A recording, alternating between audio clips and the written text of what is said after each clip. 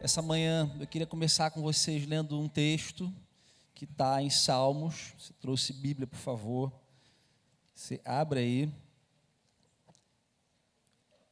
Salmo 34, verso 18. E eu creio que esse texto vai ser aqui a base de tudo aquilo que eu creio que Deus quer falar conosco nessa manhã.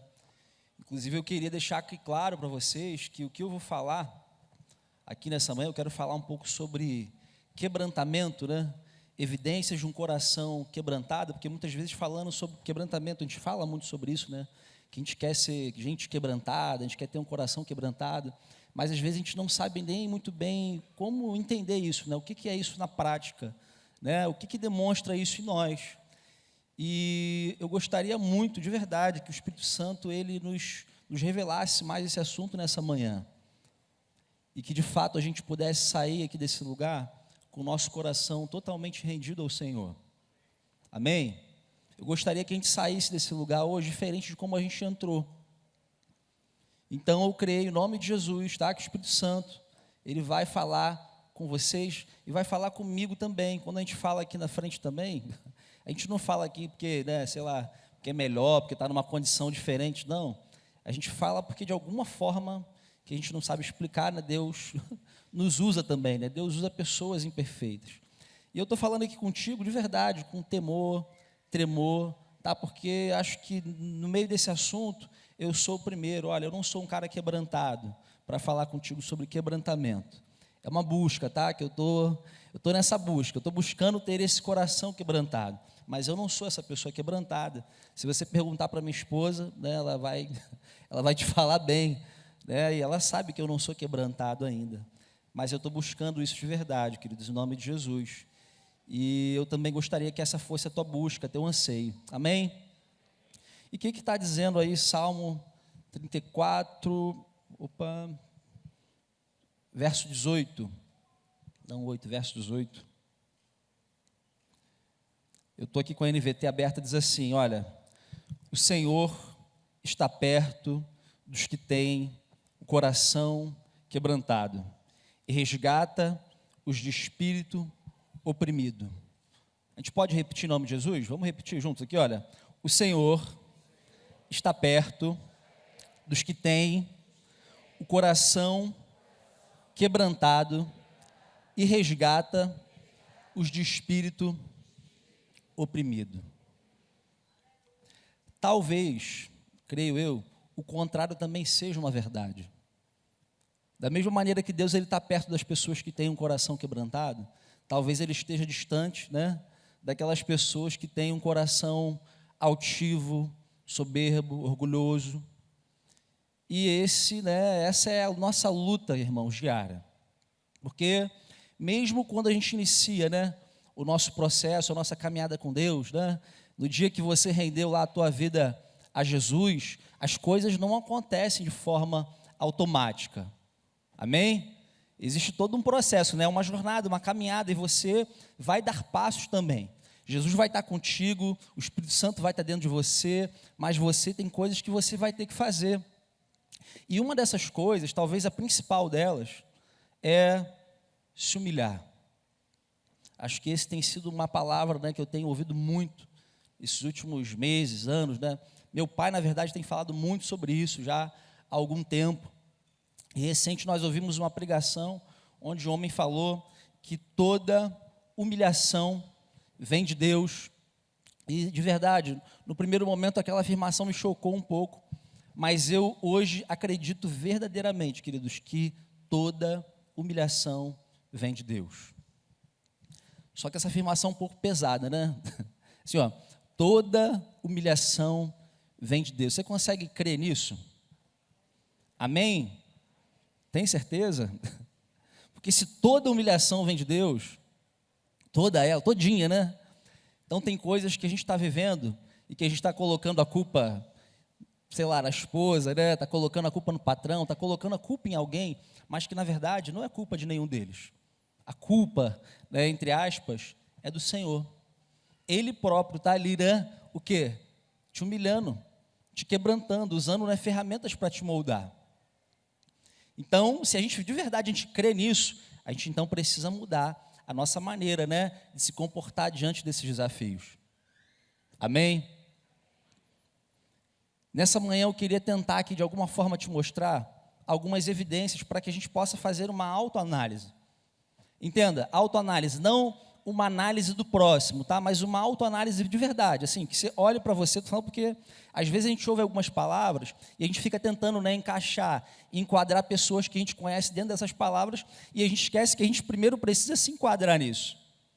Então, o que eu quero compartilhar aqui é que para que cada um aqui possa parar e fazer uma análise de si mesmo. Amém?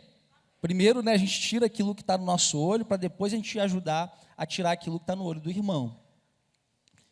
E eu quero aqui tentar te explicar um pouquinho mais sobre o que seriam essas evidências desse quebrantamento. Né? O que é esse coração quebrantado? O que ele manifesta? O que ele apresenta? Por que eu te falo isso? Porque isso pode ser confundido com algumas outras coisas. Né? Às vezes a gente vê, por exemplo, uma pessoa chorando numa reunião, e a gente olha e pensa assim, cara, essa pessoa está quebrantada, esse irmão está quebrantado, nossa, que quebrantamento, né? Que coisa profunda, a pessoa está chorando, está babando, né? Está saindo catarro ali, esse cara, como Deus é tremendo, porque essa pessoa está quebrantada. Queridos, o choro, ele é uma evidência de quebrantamento, sim ou não? Não. Mas por que a gente se impressiona tanto com essas coisas, né? Às vezes a gente se impressiona muito, né, com coisas externas. Nossa, olha como ele levanta a mão para orar. Caramba, olha como ele fala, olha como ele... E tudo que é externo chama muito a nossa atenção. Mas eu quero te dizer que talvez aquilo que é externo não seja, né, tão importante quando o assunto é quebrantamento. Em algum momento vai aparecer, mas primeiro começa interiormente, começa dentro de nós. Amém? Eu não sei se vocês se lembram, mas Jesus falava sobre a história de duas pessoas que estavam orando. Vocês se lembram? O fariseu, né? E quem? E o publicano. E essa é uma história que retrata bem isso, né? De um lado, havia alguém que externamente, né, tinha a aparência de alguém quebrantado, né? E ele estava lá orando e falando com Deus, né? Dando graças a Deus, Senhor, obrigado porque eu não sou como esse, né? Como esse publicano aqui, pecador, sem vergonha. E Jesus falou que, na verdade, né, quem foi ali alcançada, a oração que foi verdadeiramente ouvida, alcançada, foi de quem? Foi a oração do publicano. E qual foi a oração do publicano, queridos? Vocês lembram do publicano? O publicano, ele não queria nem olhar, né, para o céu. O publicano estava numa condição de reconhecer toda a sua pobreza espiritual, né, toda a sua incapacidade de alcançar o Senhor. E isso acontece até hoje. Então, por isso que a gente precisa começar aqui a tentar a compreender o que são esses elementos. E o primeiro que eu quero falar contigo é o seguinte, cara. Acho que a primeira evidência que aparece num coração quebrantado é algo chamado arrependimento. Arrependimento. Arrependimento, né? Ou a metanoia, ou essa mudança de direção, né? A meia volta, voltar o caminho. Você está indo numa direção e você muda aquela direção completamente.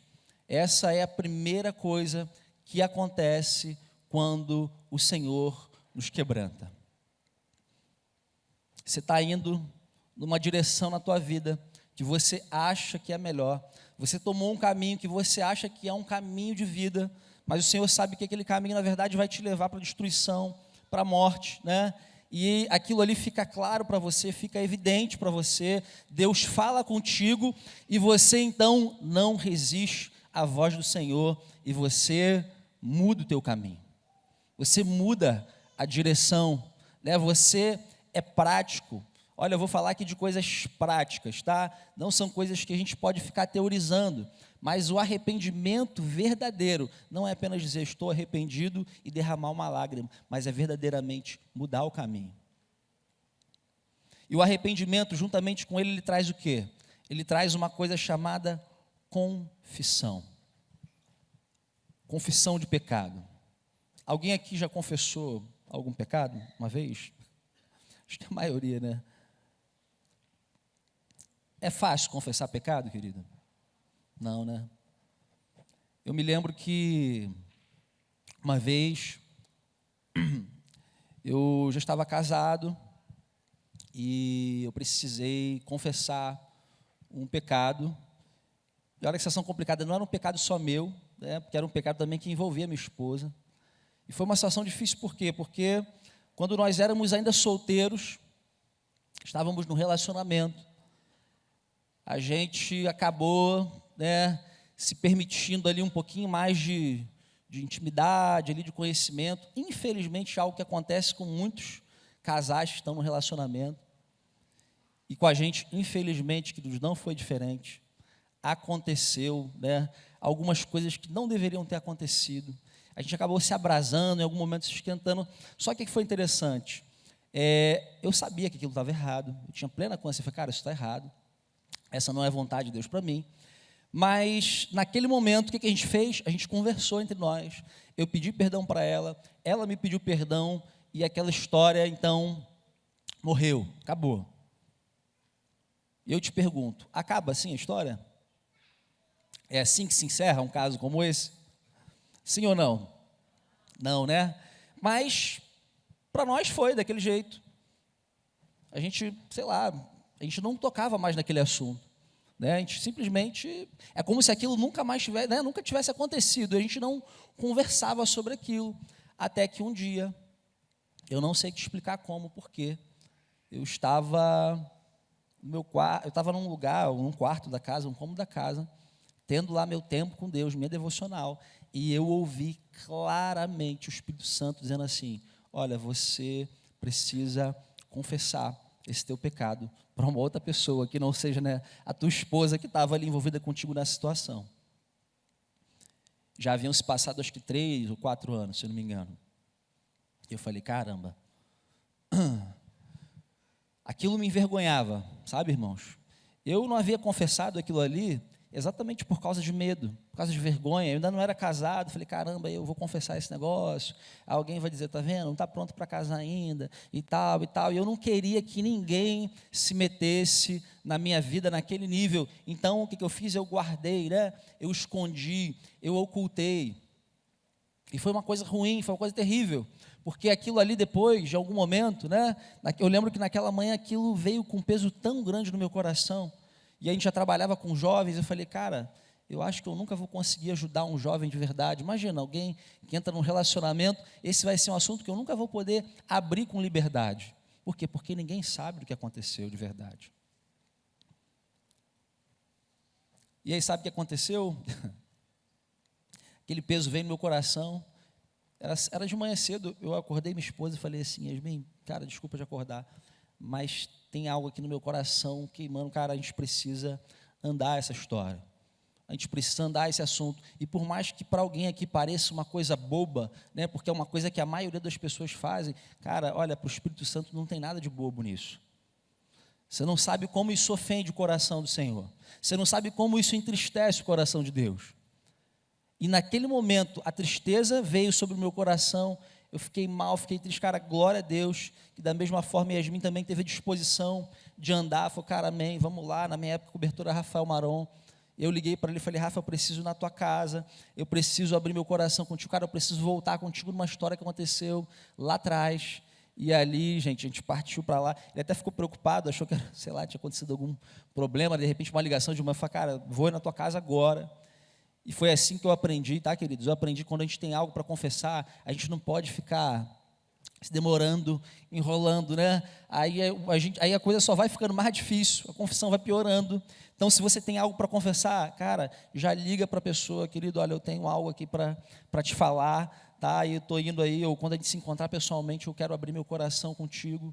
E aí eu cheguei na casa de Rafael, abri meu coração com ele, começamos a chorar. Cara, eu chorei muito naquela manhã, eu fiquei muito triste, olha, muito triste mesmo, envergonhado, cara. Até por ter escondido aquela situação. Eu fiquei mal, de verdade. Mas graças a Deus, né, foi uma tristeza, não segundo o mundo, né, mas uma tristeza segundo Deus, que de fato produziu, né, alguma mudança ali no meu coração. E, cara, como aquilo mexeu comigo. Isso é confissão. Confessar pecado não é, né, você pedir perdão por alguma coisa que você nem lembra. Não, olha, eu quero te pedir perdão porque eu acho que eu poderia não ter feito, mas acabei fazendo algo que... Cara, isso não é confissão. Confissão, olha, naquele dia, né, aconteceu isso, eu pequei, irmão, me perdoa. E aí você vai lá e pede perdão. Porque todo pecado, olha, escuta o que eu vou te falar, todo pecado, né, ele atinge o Senhor, ele atinge o relacionamento também com alguém, com alguma pessoa. E você acha que terminou ali aquela história? Confessei para Rafa, Amanda, show de bola, segue a vida. Não, eu tinha que conversar aquele assunto com meu pai e a mãe, eu tinha que conversar aquele assunto também com os pais de Yasmin, porque eu entendia que eles eram também pessoas, né, a quem a gente devia algo naquela história. Imagina, meu pai estava achando aquele tempo todo que eu tinha tido um relacionamento 100% com Yasmin. Eu falei, cara, ele tem que saber a verdade. A coisa não foi desse jeito. Vocês estão entendendo o que eu estou falando? Sim? Isso é confessar pecado, gente. Isso é fazer caminho de volta. É restaurar. Eu não sei como é que está teu coração. Eu não sei aqui, de repente, enquanto estou te falando, o Espírito Santo está te lembrando alguma coisa. Algo que ficou pelo caminho. Mas olha, uma evidência, né, uma das evidências do coração quebrantado é mudança, né, de mente, mudança de atitude, confissão de pecado e pedido de perdão. Pedir perdão, declarar, cara, me perdoa, eu errei. Inclusive alguém que está com o coração de fato quebrantado, ele não tem problema em reconhecer o seu erro. Ele não tem problema em reconhecer que pecou, porque ele entende, cara, que ele é humano mesmo, ele é ser humano, ele erra. Em algum momento ele vai pisar, né, fora da faixa. E o que ele faz? Ele reconhece, ele se humilha, ele pede perdão. Amém? Olha, foi uma situação difícil. Depois ter que encarar meus pais, depois ter que encarar, né, minha sogra, meu sogro, né? Aquele dia minha sogra, inclusive, até, caramba, meu Deus, eu nunca imaginei você ser um filho de pastor, e não sei o que. Eu falei, caramba, E aí você, apenas, né, é isso aí. E depois com meu pai, com minha mãe, mas, glória a Deus, eu não morri, estou aqui, cara, graças a Deus por isso. Tiago, capítulo 5, verso 16, é assim: portanto, confessem os seus pecados uns aos outros e orem uns pelos outros para que vocês sejam curados. Amém? Muito pode, né, por sua eficácia, a súplica do justo. Vamos passar para a próxima evidência? A próxima evidência é a seguinte: olha, se tem uma coisa que uma pessoa quebrantada faz, né, além de buscar confessar, enfim, se arrepender dos seus danos, das coisas que ele cometeu, ele busca restituição. Você sabe o que é restituir? Deixa eu te contar uma história minha sobre restituição. Eu estou falando porque a gente gosta muito de cantar, né? Quer dizer, essa música também já foi, né? Quando eu era adolescente, eu cantava muito essa música. Eu não sei se tem uma outra música famosa que fale sobre restituição, né? Como eu falava, restitui, eu quero de volta o que é meu. E aí todo mundo cantava aquela coisa, sara-me. E uma vez eu estava lendo, né, o Antigo Testamento ali, e eu fiquei muito impressionado de ver como Deus, ele abençoava, né? Não apenas num contexto ali espiritual, da alma da pessoa, mas como ele abençoava também materialmente, né? Como a bênção material era um sinal da bênção de Deus na vida das pessoas. E eu olhei para a minha vida, em algum momento eu questionei, falei assim, caramba, eu estava vendo num período que eu estava perdendo várias coisas materiais, né? Eu estava tendo perdas materiais, eu tinha perdido um carro, por conta, enfim, de negócios que eu estava fazendo, e, cara, eu sei que A vida naquele momento não estava muito legal, não. E eu sei que eu, lendo aquilo ali, eu falei, caramba, eu não sou realmente um cara muito zeloso, assim que eu me via, né? Falei, poxa, eu não sou um cara muito zeloso, eu nunca me importei muito com isso, mas talvez mais por uma preguiça, né? Aquele desapego que parece espiritual, mas na verdade é uma falta de zelo, sabe? Uma preguiça que você tem não, deixa rolar. Aí as coisas vão se estragando, né? Parece uma coisa espiritual, mas não é, porque as coisas que o Senhor nos dá, a gente tem que cuidar, amém? Então, né, eu me vi assim, falei, caramba, poxa, eu nunca me atentei para isso. Cara, não, peraí, eu preciso ter mais cuidado, mais zelo. Poxa, aqui, eu perdi coisas, estava fazendo minhas contas ali, poxa, eu perdi algumas coisas. E eu lembro que eu estava em Curitiba, na época meu pai morava em Curitiba ainda, e a gente estava lá passeando, eu saí, ele estava na cozinha, acho que bebendo uma água, aí eu passei isso na cozinha, esbarrei com ele e falei assim, pai, tira uma dúvida, você acha errado eu orar a Deus pedindo para que Ele restitua coisas materiais na minha vida? Ele falou assim, não acho não.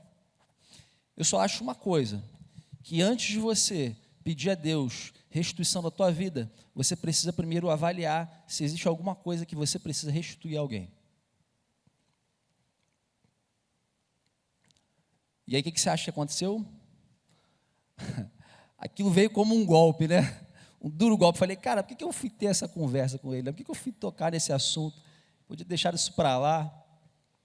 Mas aconteceu, tinha que acontecer. Naquele momento, foi engraçado, né?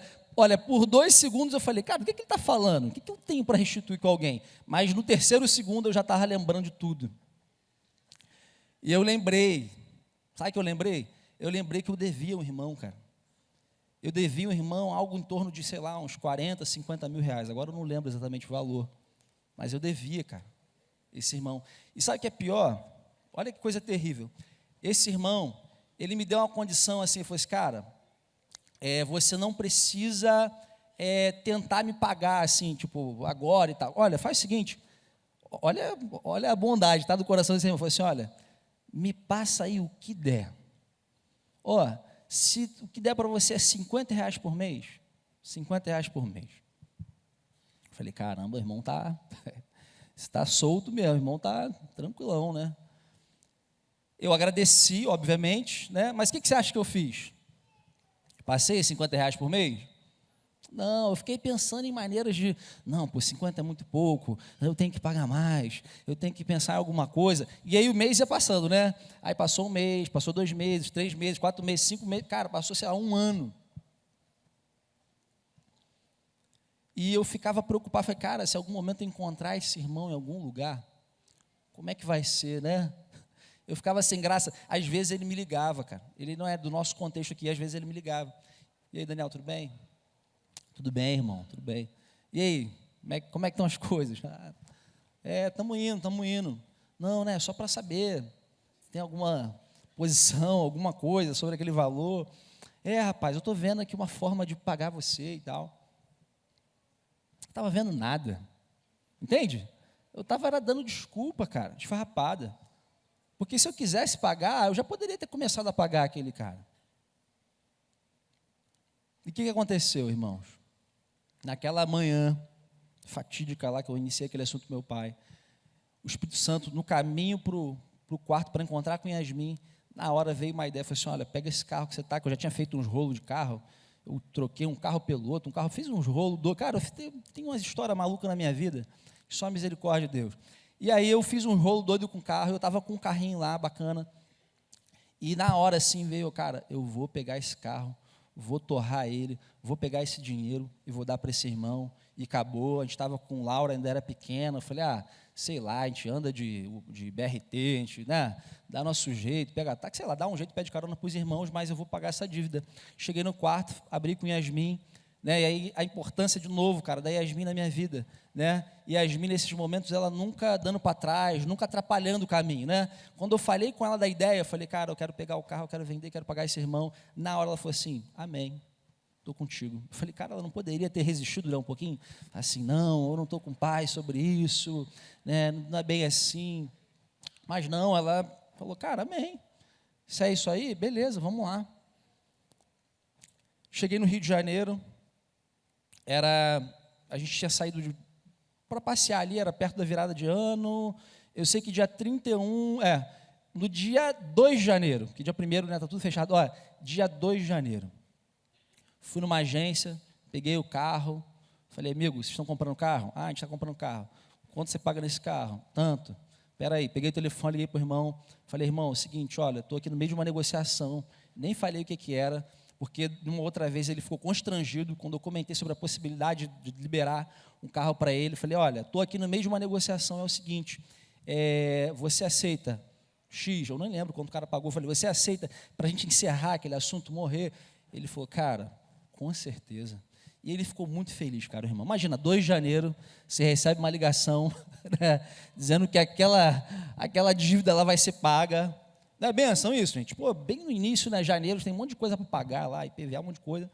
E eu falei, cara, amém, irmão, vamos lá. Aí fechamos o negócio e restituí o que eu precisava.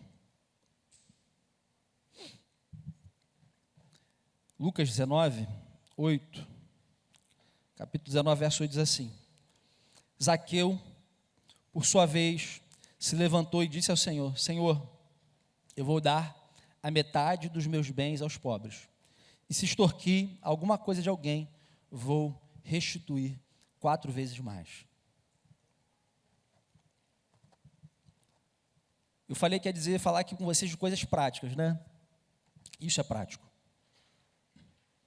Você tem algo que você não restituiu a alguém. Se existe alguma coisa que você possa restituir, e não é só dinheiro, tá? Às vezes são outras coisas. Irmão, em nome de Jesus, saia daqui hoje e vá restituir isso. Amém? Você vai se levantar hoje cheio do Espírito Santo.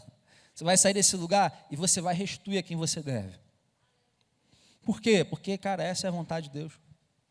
É assim que o discípulo de Jesus vive.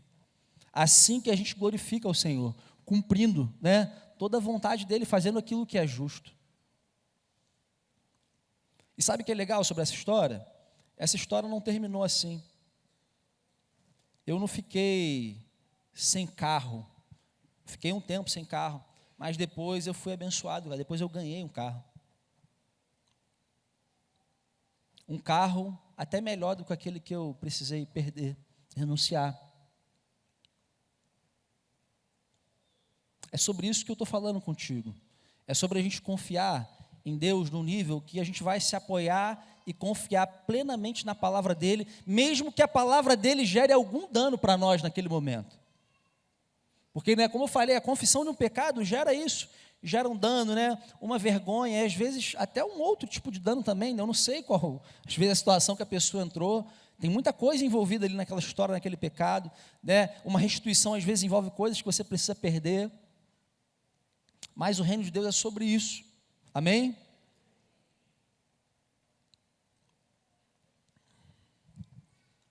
Outra coisa, outra evidência de coração quebrantado, é que a pessoa quebrantada, ela tem um espírito perdoador. Ela perdoa.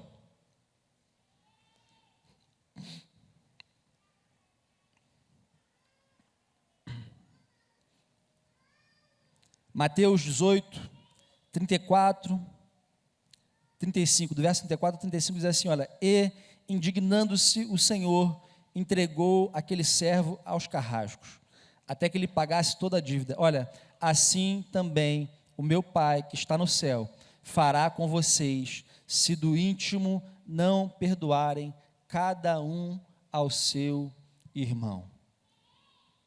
Perdoai o quê? As nossas dívidas, né?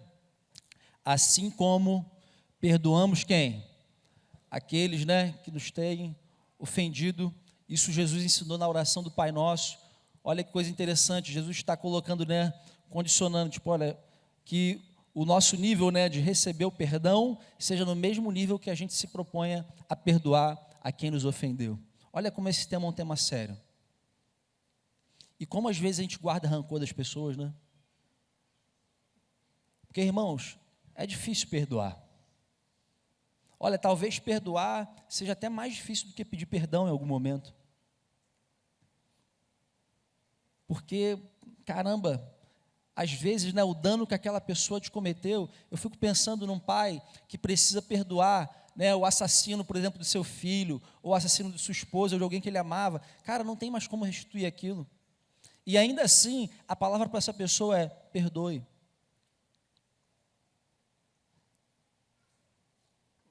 Mas o perdão tem um poder, né, impressionante. O perdão tem um poder espiritual. Ele libera coisas no mundo espiritual, ele quebra, né, cadeias no mundo espiritual, ele te liberta. Através do perdão você pode se libertar e se liberar de uma história do passado. O perdão, cara, tem um poder impressionante, né, de levantar a pessoa quando ela está abatida. Cara, é incrível. Eu não sei se você já experimentou isso, mas como o perdão é algo forte, né? Como o perdão é algo que demonstra, inclusive, o Senhor. O perdão é uma bênção, cara. Agora, da mesma maneira que nós fomos perdoados, e numa condição, a palavra fala que nós fomos, né, perdoados numa condição de quê? De mortos, pecadores, gente distante do Senhor, gente que não tinha condição de oferecer nada para Deus. Jesus nos perdoou nessa condição. E é debaixo dessa mesma condição que Deus espera que você libere perdão sobre o outro. O outro não precisa vir pedir perdão para você perdoar. Apenas libera essa pessoa do que ela te cometeu, do que ela te ofendeu, em nome de Jesus. Olha, queridos, quantos relacionamentos estão sendo quebrados no meio da igreja por falta de perdão? Quantas amizades estão sendo perdidas no meio da igreja por falta de perdão, por alguém que quer ter a razão de tudo e não aceita sofrer o dano? Será que não está na hora disso acabar? E a gente sentir, né, como Jesus, de verdade, e liberar essas pessoas. Olha, Colossenses capítulo 3, verso 13, diz assim, olha: suportem-se uns aos outros e perdoem-se mutuamente. Olha o que ele vai dizer, olha: caso alguém tenha motivo de queixa com outra pessoa, perdoa. Ó, assim como o Senhor perdoou vocês, perdoem também uns aos outros. Acima de tudo isso, porém, esteja o quê? O amor, que é o vínculo da perfeição. Algum irmão te feriu, algum irmão te ofendeu, cara, perdoa, em nome de Jesus. Eu já precisei perdoar coisas difíceis na vida. Não vou falar aqui, porque aí, né, aí já expõe, né, outras pessoas. Aí essa é a parte que eu não devo falar. Eu falo dos meus pecados, minhas questões, eu abro com vocês, mas aí dos outros, né, não, mas eu já precisei perdoar coisas difíceis. Mas há uma paz no perdão, sabe? Há uma restauração no perdão, há uma reconexão no perdão. Cara, o perdão é maravilhoso, porque o perdão, ele expressa exatamente o amor de Deus. E a direção que Deus está nos dando é exatamente essa: olha, perdoa como o Senhor te perdoou. E como é que o Senhor te perdoou? Quando você não tinha condição de reparar nada, quando você não tinha condição de restituir nada, Ele te perdoou. Amém? Então, que da mesma forma a gente possa perdoar. Outra evidência de um coração quebrantado: suportar ofensas sem retalhar. Suportar ofensas sem querer vingança. Cara, como isso é difícil. Olha o que 1 Pedro, capítulo 2, verso 19 diz: porque isto é agradável a Deus, que alguém suporte tristezas sofrendo injustamente. Cara, Deus se agrada disso. Olha a coisa interessante que ele está dizendo, olha, isso agrada a Deus, olha, sofrendo injustamente, por motivo de sua consciência para com Deus, pois que glória há se pecando e sendo castigados por isso, vocês o suportam com paciência. Glória tem, né? Se você fazendo mal, você é castigado por isso. Não, isso é o que tem que acontecer mesmo, né?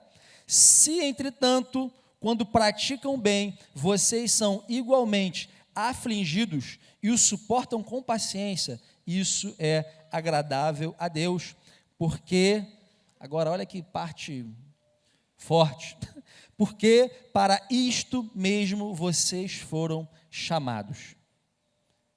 Nós fomos chamados para isso. A gente foi chamado para sofrer injustamente.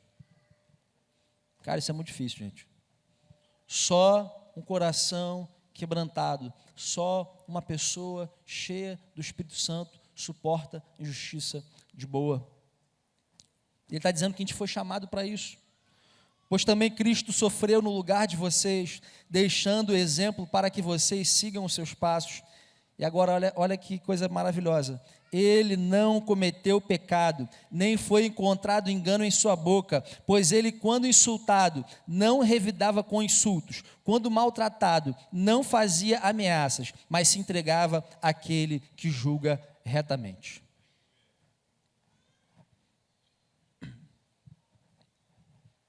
Nós fomos chamados para isso por Deus, para sofrer todo tipo de injustiça.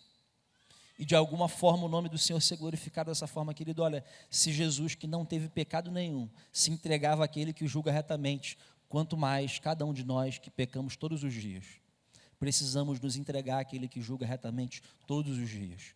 E confiar que Ele vai usar essas circunstâncias para que o nome dEle seja glorificado na nossa vida. Amém? Cara, a gente precisa acreditar nisso de verdade, irmãos. Olha, se a gente acreditar nisso de verdade, o mundo ao nosso redor vai ser um lugar melhor. De verdade. Vai haver transformação real. Por quê? Porque a gente não vai mais fazer questão. A gente briga muito, a gente tem muitos problemas, muitas contendas, porque a gente ainda faz questão de muita coisa. Mas nessa manhã o Espírito Santo quer liberar o nosso coração, para a gente atender esse chamado. Nós fomos chamados para fazer coisas maiores. Jesus, sim, né? Coisas maravilhosas. Às vezes a gente só foca nessa parte, né? A gente quer milagres, a gente quer cura, a gente quer coisas especiais, mas também fomos chamados para sofrer injustiça. A gente não pode esquecer disso. Só que é o seguinte, não basta só sofrer. A coisa aperta um pouco mais, porque não basta só você sofrer injustiça, né? Você tem que pagar o mal que você está recebendo com o quê? Com bem. E aí a coisa fica um pouco mais complicada, irmãos. Romanos 12, 17 diz assim: não torneis a ninguém mal por mal, esforçai-vos por fazer o bem perante todos os homens. Se possível, quanto depender de vós, tende paz com todos os homens.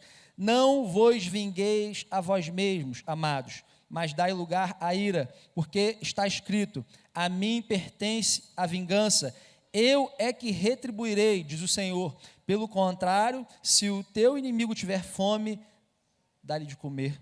Se tiver sede, dá-lhe de beber, porque fazendo isto, amontoarás brasas vivas sobre a sua cabeça. Não te deixes vencer do mal, mas vence o mal com bem. Gente, isso aqui é de explodir a cabeça. Isso aqui é de pirar, é piração, isso aqui é piração completa. Por quê? Porque isso não cabe na mente humana moderna, nunca coube, e hoje menos ainda. Vocês estão entendendo o que está sendo falado nesse texto? Está dizendo o seguinte: quando alguém fizer o mal contra você, cara, faz o bem para essa pessoa. Isso é o evangelho puro, né? E simples, né? Toda a sua simplicidade e pureza. Alguém está te fazendo mal, legal, trata bem. Tua esposa está te fazendo mal, trata ela bem, cara. Teu patrão te faz mal, trata bem, cara. Quem te fizer mal, faz o bem para essa pessoa. Por quê? Porque dessa forma amontoarás brasas vivas sobre a sua cabeça. Deixa Deus tratar com essa pessoa. Não tenta você tratar com ela, não. Só vai se machucar, né? A coisa vai ficar ruim. Faz isso não, cara. Deixa o Senhor tratar. Amém? Deixa o Senhor amontoar essas brasas vivas sobre a cabeça dessa pessoa. Fica de boa, descansa, que Deus vai cuidar de você. Sabe outra evidência do coração quebrantado? A pessoa, quando ela está quebrantada, ela considera o outro sempre mais importante do que ela. Gente, isso também é muito difícil. Considerar outra pessoa, mas imagina, porque aqui não está falando, né, de um tipo, de uma qualidade de pessoa, mas está falando considerar o próximo mais importante do que você. É qualquer pessoa, gente. Tá? Não é alguém que você considera. Mas sabe o que é interessante sobre isso? Como que é quando você encontra alguém que você considera importante? Como é que você lidar com essa pessoa? Ou se alguém fala assim, olha, é uma pessoa muito importante, sei lá, vai lá na tua casa. Como é que é? Como é que é o tratamento, né? Como é que se prepara para receber essa pessoa? É de qualquer forma? Não. Quando você vai encontrar alguém que você considera importante, não tem toda uma... Não tem, irmãos? Tem, né, todo um preparo ali, você quer preparar até alguma coisa diferente, né, uma coisa especial, e aí você, né, pô, tem toda uma, você trata, você lidar com aquela pessoa, você dá, né, uma atenção, de repente você deixa até o celular de lado, né, para não, poxa, é uma pessoa importante, eu quero dar total atenção a essa pessoa. Olha o que o texto está falando aqui, Filipenses 2, verso 3, assim, olha, não façam nada por interesse pessoal ou vaidade, mas por humildade, cada um considerando os outros superiores a si mesmo, não tendo em vista somente os seus próprios interesses, mas também os dos outros. Um coração quebrantado, ele é assim, ele só considera o outro. Sabe aquele bombonzinho que tu gosta? Quem ia ter, cara, essa experiência clássica, né? O bombom da caixa, né? Aquela caixinha cheia de bombom, aí você vai lá, tem aquele que você prefere, né? E aí o que você faz? Você cede ele, né? Você dá ele para alguém, ou você guarda para você, né? Ou você esconde, né? Eu já escondi, cara, sei lá quantas coisas eu já escondi para não compartilhar. Você já escondeu aquele biscoitinho, né? Para não compartilhar, pô. Ah, esse biscoitinho é tão bom. E, pô, vem pouco no pacote, cara, não dá, nem vai alimentar. Olha quanta gente aqui para alimentar. Se eu for abrir esse pacote aqui. Claro que eu estou dando um exemplo, né? Talvez esdrúxulo aqui, queridos, mas essa é uma realidade, sabe? Considere o seu irmão mais importante que você. Cuide dos interesses dele. Por quê? Porque o Senhor está cuidando dos seus. Amém? Não é porque ele vai cuidar do seu. Não, talvez o irmão ele nem se preocupe realmente com você. Talvez o irmão não esteja nem aí para você. Talvez ele olhe até com diferença. Ele vai assim, cara, sei lá quem é esse cara. Mas você não vai tratar ele bem ou considerando ele importante só porque ele te trata bem. É o que a gente acabou de falar, né? No outro ponto. Amém?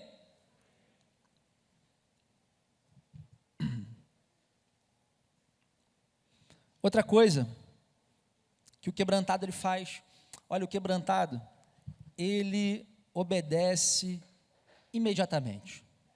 Olha, uma coisa que eu aprendi com meu pai na infância foi o seguinte, olha filho, toda vez que eu mandar você fazer uma coisa e você demorar em fazer, isso é desobediência. E você vai ser corrigido igualmente. Por quê? Ele diz, obediência tardia é desobediência. Cara, vocês já com certeza, os mais antigos aqui já ouviram ele falando sobre isso. Obediência tardia é igual ao quê? A desobediência. Deus falou algo contigo, pum, o que você tem que fazer? Orar para avaliar se não, vamos ver se isso está realmente na...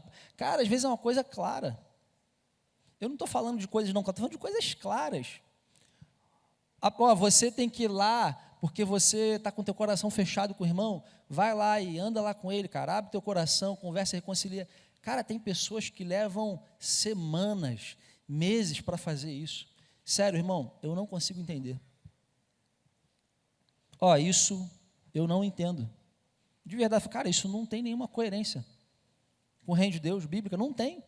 Por quê? Porque é uma coisa clara, Deus falou, cara, vai lá, se reconcilia, né, depressa, você está indo depositar a tua oferta no altar, e você lembra que alguém tem algo contra você, vai depressa, cara, se reconcilia depressa, e às vezes a pessoa leva meses para fazer isso, e ela fica assim, orando, e, não, mas tem que ver como que faz, e se de fato é do Senhor, não, cara, a palavra é muito clara.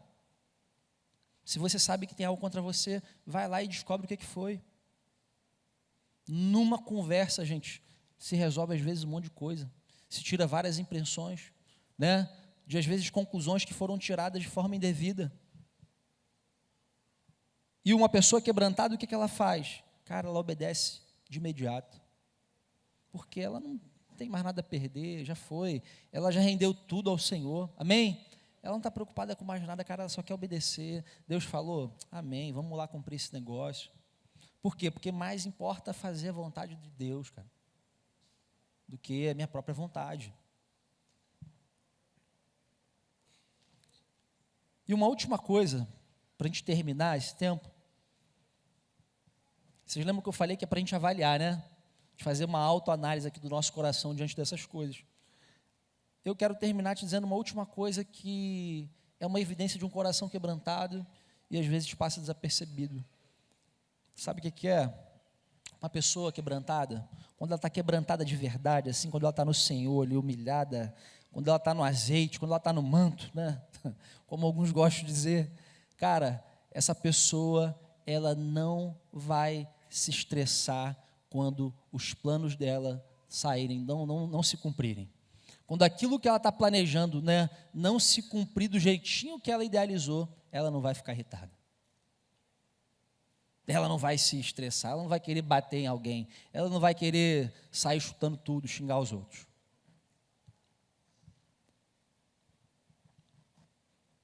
Olha, eu vou te dizer uma coisa. Semana passada eu voltava com o meu pai, com alguns irmãos do retiro. Semana passada, cara, foi, né? Voltou? Ah, não, desculpa, semana retrasada. Nós voltávamos do retiro em Piracicaba. Estávamos lá com a igreja em Piracicaba, voltávamos de lá.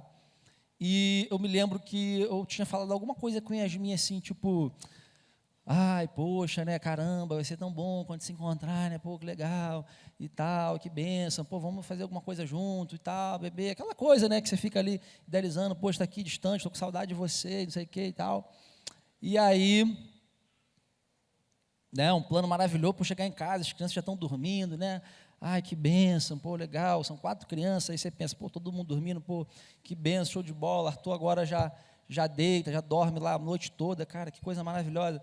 E, poxa, que bênção, e estava tudo, né, numa bênção, mas, cara, o que Deus tinha proporcionado, né, para nós naquele domingo, o que estava separado, né, naquele domingo ali de volta para casa foi incrível. A primeira coisa é assim, eu, sendo sincero, eu queria muito ver o jogo do Flamengo contra o São Paulo, embora eu sou flamenguista, eu estava torcendo para o Flamengo perder, né, por tudo que tinha sido feito com o Dorival, e eu falei, cara, não, eu queria ver o jogo mais pelo São Paulo do que pelo Flamengo, e eu queria muito assistir aquela partida, mas eu já não conseguiria ver. Então, né, a primeira parte do plano já, beleza, já tinha aceitado aquilo, eu falei, não, tá bom, é só um jogo de futebol, e outra, Flamengo sempre está nas finais mesmo, então se eu perco essa final, daqui a pouco eu já vejo outra final, e assim, torcer para clube grande, gente, é isso, tá? A gente está sempre acostumado a ver, né, situações importantes, então, de verdade, aquilo ali eu superei rápido, falei, cara, tá de boa, isso aqui tá tranquilo, tá? Mas aí, e aí o que acontece? E aí, seguindo ali, de carro ali, tipo, mas aí, de repente, cara, no meio do caminho, eu confesso a vocês que eu já estava meio assim, cara, essa viagem, pô, o caminhozinho, né, para ir para voltar, vai dar uma canseirinha, né, e tal, mas aí, de repente, pô, o pneu de um carro furou. E onde é que você acha um borracheiro no meio da estrada, irmão? Me fala. Aonde você acha um borracheiro? E aí, quando você encontra o borracheiro, ele não consegue consertar o problema. Fala, cara, isso aqui eu não tenho como consertar. Eu falei, meu Deus. Eu falei, cara, como é isso? O cara é um borracheiro, como é que ele não vai conseguir consertar esse negócio? E aí, vamos para o próximo, né? Vamos para o próximo, e vai. Outro, falei, meu Deus, aí minha mente já começou. Só que tem um detalhe, queridos. Naquela manhã, Yasmin falou assim, olha, hoje o negócio aqui está complicado. A Laura acordou vomitando tudo, meu amigo. Ela está passando mal para caramba. Aí na hora eu falei, meu Deus, eu estou cansado, voltando de uma viagem, eu só queria chegar na minha casa, encontrar as crianças dormindo, um clima de paz, ter um tempo com minha esposa, e tudo que eu vou encontrar é um cenário de guerra, de criança passando mal, e de corre para lá e corre para cá, limpar vômito. Falei, cara, eu não estou preparado para isso. Eu não preparei para isso, não. E sério, irmãos, e aquilo ali, lá dentro, sabe, começou a... Sabe quando começa a te dar aquela mexida? Eu falei, caraca, deu um aperto no meu coração. Eu falei, meu Deus.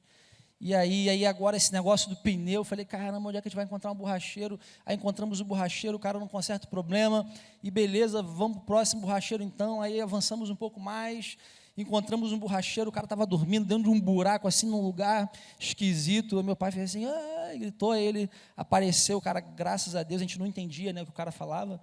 Os meninos até pediram para interpretar, ele falava, tipo, sei lá, um dialeto, né, assim, uma coisa diferente. A gente não conseguia entender. Aí eu ficava, vê se você consegue entender o que ele está falando. Eu falei, cara, eu acho que eu estou compreendendo alguma coisa, mas o mais importante não é entender o que ele está falando, o mais importante é que ele vai consertar, né, o pneu. Então, vamos lá. E aí ele foi ali, consertou, mas aí se passaram, sei lá, uns 30 minutos, 40 minutos, né, e aí o jogo do Flamengo começando, aquela coisa toda e tal. E eu ali já pensando, falei, meu Deus, ainda chegar em casa tem criança passando mal. Eu falei, Senhor, tem misericórdia. E aí, irmãos, segue o caminho, e aí no meio do caminho, a gente ia chegando, quase chegando, cara. Aí meu pai começa, olha o carro, olha não sei o quê, olha ali, meu filho, vai perder a entrada, não sei o quê. Eu falei, calma, pai. Eu falei, pai, calma, pai. Não, Daniel, porque você tem que ficar ligado, Daniel, porque eu não sei o quê. Vocês sabem que é dirigir do lado de alguém que fica tentando descontrolar, meu irmão, na direção? Vocês sabem o que é isso? Vocês sabem, né? Cara, e meu pai, é bom, ele não está aqui, por isso eu estou falando, né, com total liberdade, não vai poder se defender disso. Mas ele está nessa fase, cara. Ele está nessa fase de tentar controlar, né? Tudo que eu estou fazendo, vou. Só que, cara, às vezes o carro está a 10 metros de distância. Olha aí o carro. Calma, cara. Eu estou vendo, está distante ainda, dá para manobrar. E ele estava, gente, nessa pegada. Ele estava nesse, finalzinho da viagem foi nessa pegada. Olha o radar, olha não sei o quê. Vê, irmão, o Caio está até de prova. No início da viagem, o que ele falou? O Caio falou assim, irmãos, fiquem tranquilos, não vamos de comboio, tá? Porque comboio é muito difícil, comboio não dá. Quando juntou todo mundo, galera, é o seguinte, o comboio está formado aí, um andando atrás do outro, eu falei, caraca, meu irmão. O cara acabou de falar que não ia ter comboio, já mudou de ideia rápido. Beleza, vamos lá. E aí você imagina, cara, tudo aquilo que você planejou para um domingo tranquilo, chegar em casa tranquilo, ficar de boa. Como é que foi? Tá tudo ao contrário, cara. Cara, não foi esse domingo que eu pensei para mim. Eu pensei num domingo de boa. Vocês entendem o que eu falo? E claro, eu estou contando aqui uma situação que foi, né, engraçada, mas eu poderia também te contar uma história triste. Quando a Yasmin engravidou de Maitê, né, de Maitê, de Laura, o nome das crianças, até estou aqui me confundindo o nome das crianças. Laura foi a primeira. Cara, o que aconteceu? Ali durante a gravidez, tudo lindo, maravilhoso, perfeito, tranquilo. Cara, gravidez show de bola, maravilhoso. Pensa assim, tudo perfeito, até que um dia, um momento, tudo muda. O cenário muda, cara, a criança vai nascer. Cara, mas espera aí, está no tempo? Não, tá antes do tempo, vai nascer antes do tempo. Aí tu, ai meu Deus, eu, um pai de primeira viagem ali, eu não entendia nada desse universo infanto-juvenil, né? E eu falei, cara, eu estou perdidaço aqui, eu nem sabia, eu via Yasmin preocupada, mas eu não entendia, cara, por que ela está preocupada, mas o bebê já vai nascer, enfim. Pensa alguém zero, era eu estava perdido. Só que imagina tudo aquilo, gente, que nós havíamos planejado, né? Para o parto da Laura, né? Eu não sei aqui quem já viu aqueles partos que tinham lá agora não sei se tem mais na perinatal, lembra ali, quem já foi lá na perinatal, vê um partozinho, né, bacana, né, aí a criança sai, o pai sai com a criança ali no vidro, aí vai mostrando para todo mundo vai tirando foto, aí é todo aquele esquema e tal, uma parada meio de artista assim, né, aí a galera, pô, cara, coisa bacana e tal, e eu já me imaginava também naquele momento, né, eu falei, pô, que legal, vou pegar minha filha, vou passar ali, dizer que e tal, e vai ser tudo lindo e maravilhoso, mas não aconteceu nada daquilo. Chegou na hora, meu irmão, maior pressão, o médico tirou, a Laura não chorava, não reagia, eu falei, cara, será que essa criança será que está tudo bem? Eu sem entender o que estava acontecendo, e não, peraí, vamos ver o que está acontecendo aqui e tal, aí Laura chorou, mas Laura não estava muito bem, e a médica virou, papai, olha, a gente vai ter que levar ela para internar, para internação e tal, e aí, gente, tudo que eu havia pensado, né, tudo que a gente havia pensado sobre a gravidez, sobre o parto, tudo acabado. E vamos lá, a gente para a UTI, neonatal, nem sabia que o universo era esse. E um monte de criança internada, um monte de bebê, e teu filho fica lá com o aparelho, aquele pipi, aqueles troços que não param de apitar, a tua cabeça já não aguenta mais ouvir aquele barulho. E olha que eu passei alguns dias só, algumas famílias ficam ali meses. sei se tem alguém que fica ano ali, mas, cara, meses. Mas aquela experiência foi muito boa, sabe, irmão? Naquele quarto de hospital, quando a gente não tinha mais já muita certeza se Laura ia realmente viver ou morrer, porque em algum momento surgiu essa dúvida, né? Os médicos, cara, vamos ver como ela vai reagir aí, essas primeiras horas e tal. Ali eu entendi que era o Senhor Jesus quebrantando meu coração. Quebrantando, sabe? Era um momento desse de quebrantamento. Quebrar de fato, sabe? Aquele momento em que você planejou tudo para o bem, né? Você é um pai, você quer que tudo ocorra bem, que tudo dê certo, mas você então se lembra, né? Deus faz você lembrar que você é homem e que você é limitado, que você não tem poder para proteger as pessoas que você ama e que você precisa depender dele em todas as situações da tua vida. Você precisa recorrer a ele em tudo. Ou você confia tudo, ou você não confia nada. E naquele momento eu entendi, eu falei, caramba, que agora é uma luta, sabe? É uma guerra de fato no meu coração, para confiar no Senhor, de verdade, irmãos. Naquele momento eu entendi que não tinha nada a ver com Laura, tinha a ver comigo e com algo que Deus começaria a fazer no meu coração naquele tempo. Porque até então ali, né, eu acho que eu nunca tinha vivido uma situação tão extrema como aquela. E aí eu fiz uma oração a Deus, eu falei, Senhor, a gente estava sendo consumido, né, por aquela guerra, e eu falei, Senhor, olha, em nome de Jesus, Pai, se o Senhor quiser levar a minha filha, cara, pode levar.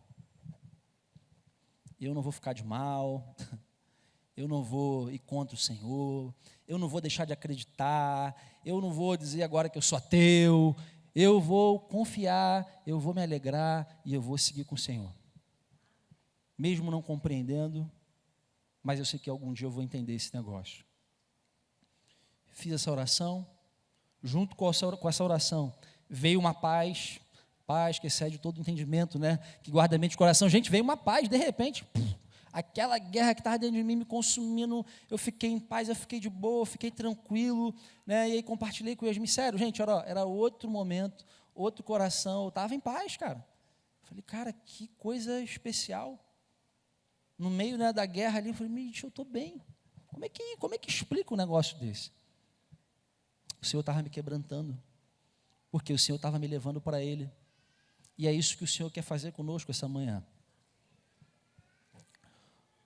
Essa situação que está acontecendo na tua vida, ou as situações que estão acontecendo na tua vida, o Senhor está usando para te quebrantar. O Senhor está te usando porque, no fundo, Ele quer te trazer para perto dele. Lembra o texto que eu li no início aqui? O que ele fala? Perto está o Senhor dos que têm um coração quebrantado. E eu falei para vocês que eu creio que o contrário é verdadeiro. O Senhor está longe de quem? Daqueles que têm um coração altivo, um coração soberbo, um coração, né, que acha que não precisa de nada, nem ninguém. Mas nessa manhã eu creio, em nome de Jesus, tá? Que o Espírito Santo falou contigo. Eu creio que o Espírito Santo falou contigo, ministrou o teu coração, e hoje Deus quer te trazer de volta para perto dEle.